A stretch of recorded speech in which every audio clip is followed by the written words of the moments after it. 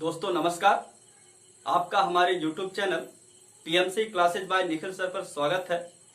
दोस्तों आज हम लोग एनसीईआरटी फिजिक्स का पहला चैप्टर पढ़ने वाले हैं। इस चैप्टर में सबसे पहले हम लोग कूलाम के नियम के बारे में पढ़ेंगे।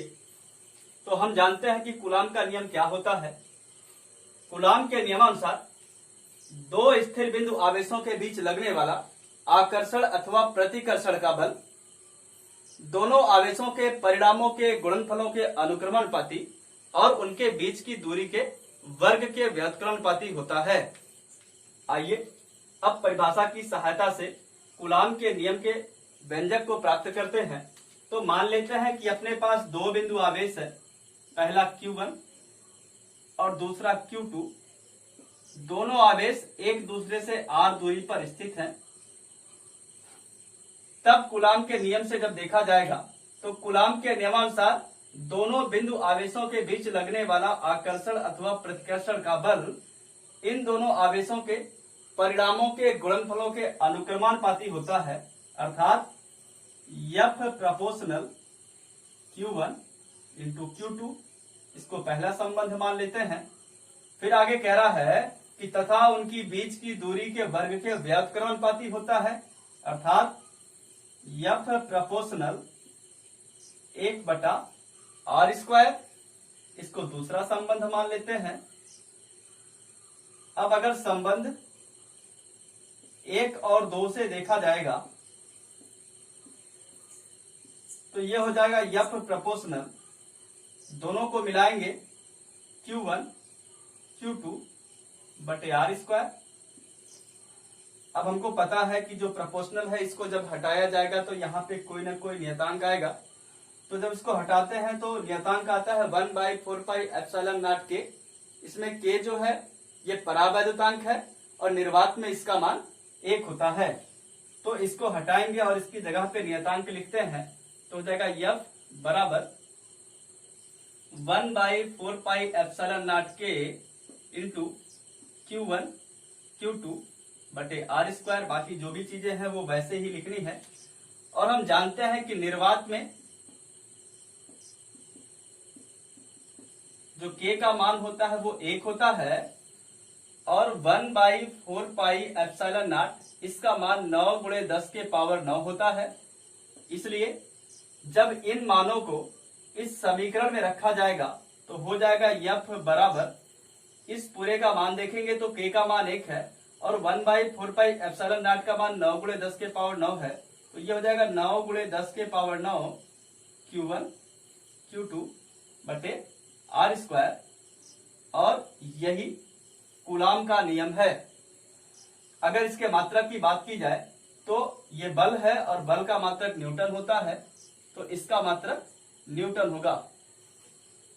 तो इस प्रकार से हम बड़े आसानी से कूलाम के नियम का निगमन कर सकते हैं। उम्मीद करते हैं कि कूलाम का नियम आपके समझ में आया होगा। अगर आपको वीडियो अच्छा लगे तो आप वीडियो को लाइक जरूर करिए। चलिए अब इसके बाद हम लोग वैद्युत द्विध्रुव और वैद्युत द्विध्रुव आघूर्ण के बारे में पढ़ते हैं। तो सबसे पहले हम लोग जानते हैं कि वैद्युत द्विध्रुव क्या होता है। वैद्युत द्विध्रुव एक ऐसा निकाय होता है जिसमें दो बराबर लेकिन विपरीत प्रकार के आवेश एक दूसरे से अल्प दूरी पर स्थित रहते हैं। वैद्युत द्विध्रुव एक ऐसा निकाय है जिसमें दो बराबर अर्थात दो ऐसे आवेश हों जिनके परिणाम आपस में समान हों लेकिन चिन्ह एक दूसरे के विपरीत हों। मतलब एक +q का आवेश हो तो दूसरा -q का आवेश हो। इस प्रकार के अगर दो आवेश एक दूसरे से अल्प दूरी पर स्थित हों तो यह निकाय वैद्युत द्विध्रुव कहलाता है। वैद्युत द्विध्रुव निकाय के किसी एक आवेश और दोनों आवेशों के बीच के अल्प दूरी के गुणनफल को वैद्युत द्विध्रुव आघूर्ण कहा जाता है। तो मान लेते हैं कि एक वैद्युत द्विध्रुव है जो दो आवेशों से मिलकर बना है। इसमें एक आवेश -q है और दूसरा आवेश +q है और इन आवेशों के बीच की जो अल्प दूरी है वो 2l है। तब जो अपना वैद्युत द्विध्रुव आघूर्ण होगा, वैद्युत द्विध्रुव आघूर्ण ये हो जाएगा एक आवेश गुणे दोनों आवेशों के बीच की अल्प दूरी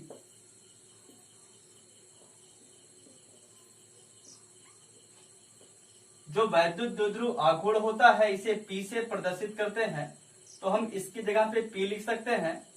P बराबर एक आवेश, मतलब वैद्युत द्विध्रुव निकाय का कोई भी एक आवेश लेना है, चाहे इस आवेश को लिया जाए और चाहे इस आवेश को लिया जाए, दोनों ही परिणाम में समान है, तो एक आवेश Q हो जाएगा गुणे दोनों आवेशों के बीच की अल्प दूरी। और हमको पता है कि ये दोनों स्थिर बिंदु आवेश एक दूसरे से 2l दूरी पर हैं, तो यहाँ पे इनके बीच की जो दूरी होगी वो 2l हो जाएगा। तो इस प्रकार से P बराबर Q गुणे 2l, यही वैद्युत द्विध्रुव आघूर्ण का सूत्र होता है। अगर इसके मात्रक की बात करते हैं तो हमको पता है Q आवेश है और आवेश का मात्रक कूलाम होता है, तो कूलाम हो जाएगा इंटू 2l लिखा है, l मतलब लंबाई और लंबाई का मात्रक मीटर होता है। तो इस प्रकार से जो वैद्युत द्विध्रुव आघूर्ण का मात्रक होगा वो कूलाम मीटर होगा। तो उम्मीद करते हैं कि आपको वैद्युत द्विध्रुव तथा वैद्युत द्विध्रुव आघूर्ण भी अच्छे से समझ में आ गया होगा। अगर आपको वीडियो अच्छा लगा हो तो वीडियो को लाइक करिए, और अगर अभी तक आपने हमारे चैनल को सब्सक्राइब नहीं किया है तो हमारे चैनल को सब्सक्राइब करिए। आपको हमारे चैनल पे फिजिक्स का कंप्लीट सिलेबस स्टार्ट से पढ़ाया जाएगा। यदि आप कंप्लीट फिजिक्स सीखना चाहते हैं तो आप हमारे चैनल को जरूर सब्सक्राइब करिए, और अगर वीडियो पसंद आए तो इसे लाइक करना बिल्कुल ना भूलिए। वीडियो को अंत तक देखने के लिए आपका बहुत बहुत धन्यवाद।